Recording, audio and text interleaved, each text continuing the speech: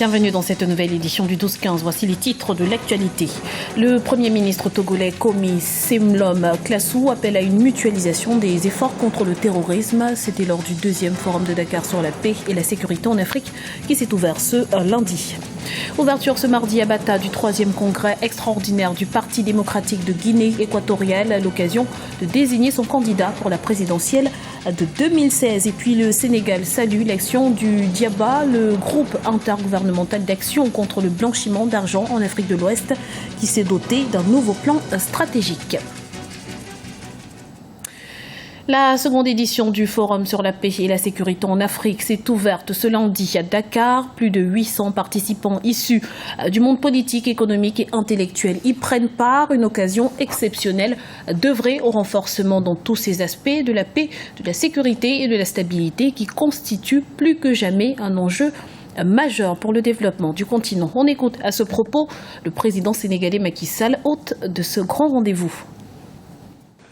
En raison de la nature même des risques, les missions de paix sont devenues plus complexes.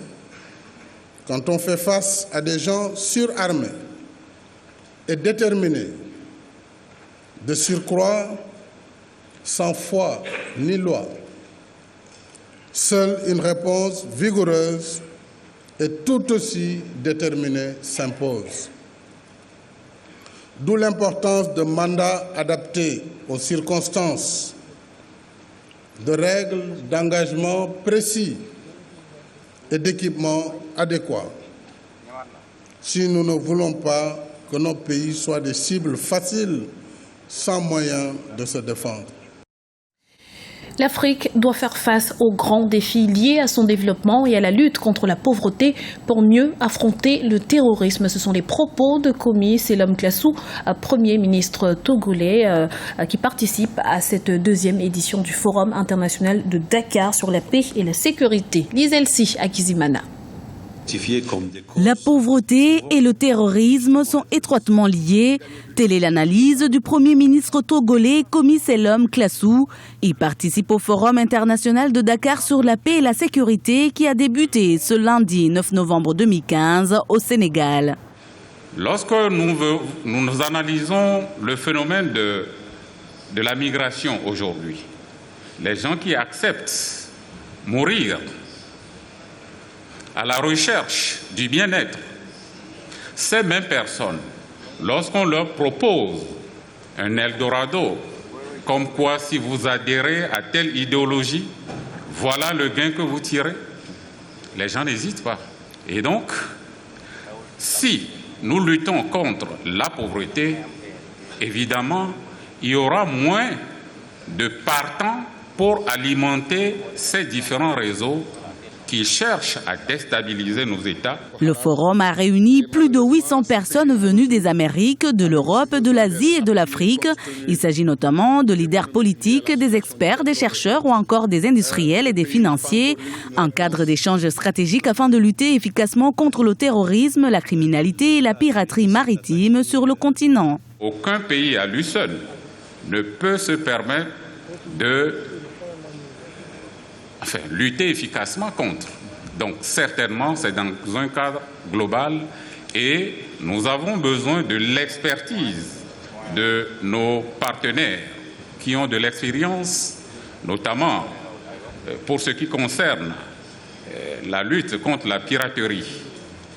Justement, le Togo se prépare avec l'appui de l'Union africaine à organiser dans le processus de ce que nous sommes en train de vivre aujourd'hui, dans la dynamique de ce qui avait été fait au niveau du Cameroun, pour que nous puissions essayer de voir comment, ensemble, on va affiner les stratégies pour mieux combattre le phénomène et mettre notre continent à l'abri. Durant 2 jours, les participants se penchent sur plusieurs thèmes à travers des conférences et ateliers.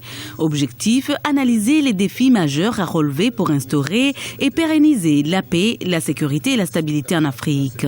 Les travaux prennent fin ce mardi 10 novembre 2015.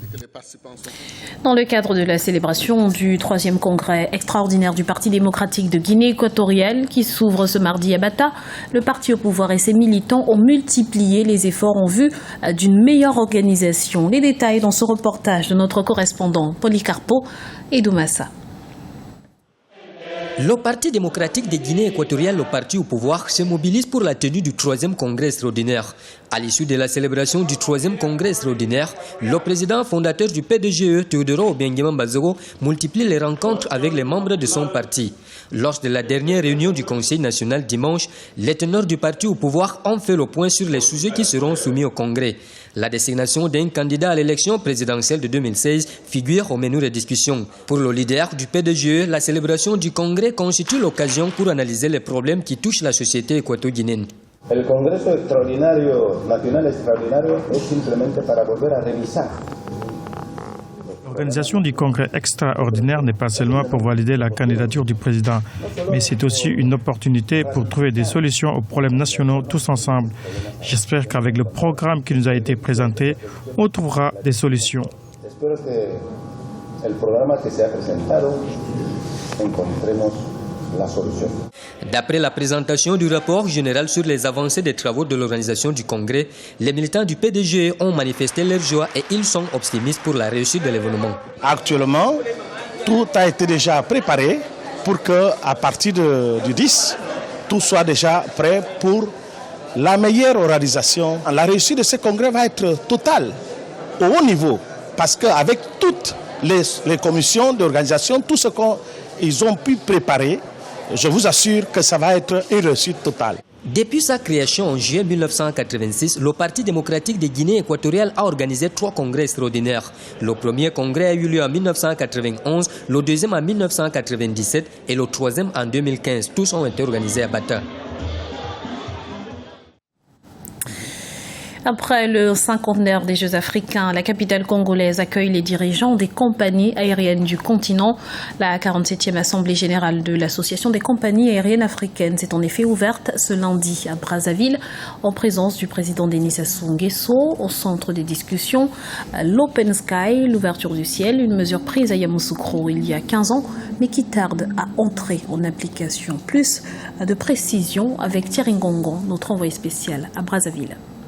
Nous sommes à Brazzaville, au Congo, où se tient cette 47e édition de l'Assemblée générale de l'AFRA. L'AFRA, c'est l'Association africaine des compagnies aériennes. Alors plusieurs centaines de participants, tous issus du monde de l'aéronautique. On retrouve des constructeurs, on retrouve des loueurs d'avions, bien sûr des compagnies aériennes et tout ce qui a trait donc à ce secteur. Le thème, c'est cieux ouverts, croissance pour la compétition et la collaboration.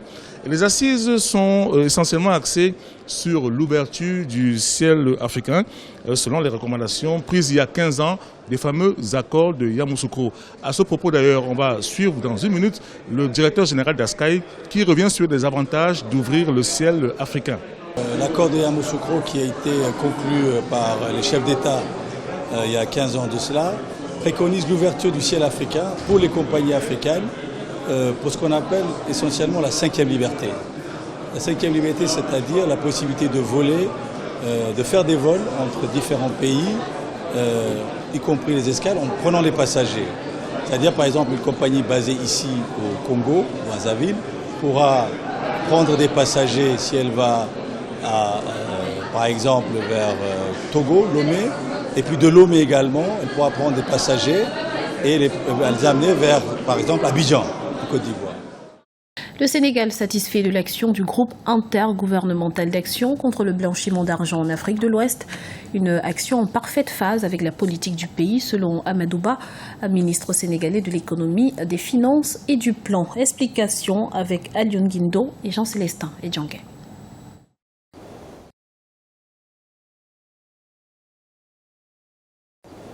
Le travail du groupe intergouvernemental d'action contre le blanchiment d'argent en Afrique de l'Ouest, le DIABA, salué. L'institution dont le président du comité ministériel est le ministre de l'économie, des finances et du plan du Sénégal, Amadou Ba, a, outre la lutte contre le blanchiment d'argent, mené une action de lutte contre le terrorisme félicitée par le gouvernement sénégalais. Il s'agit de la lutte contre le terrorisme en Afrique de l'Ouest. Au-delà de la lutte contre les crimes financiers, la portée du GIABA et de ses institutions connexes s'étend à divers autres secteurs de la vie de nos nations. Il existe une grande complémentarité entre la mission générale de sécurisation globale du territoire et des populations et la mission spécifique de préservation du système financier dévolue au GIABA et ses partenaires que sont les cellules de renseignement financier. Les actions du GIABA sont en phase avec le troisième axe du plan Sénégal émergent, un plan qui s'inscrit aussi dans le cadre des différents objectifs nationaux de ses États membres. Ce sont des questions importantes et fondamentales, dans le sens où aujourd'hui, dans l'espace UEMOA, il y a des pays qui sont régulièrement attaqués par des terroristes, qui ont des moyens et des actions et qui bénéficient de financements de toute nature. Il est donc du devoir du GIABA de faire en sorte que les flux financiers allant vers ces groupes terroristes puissent être scrutés dès lors qu'ils passent par des établissements bancaires.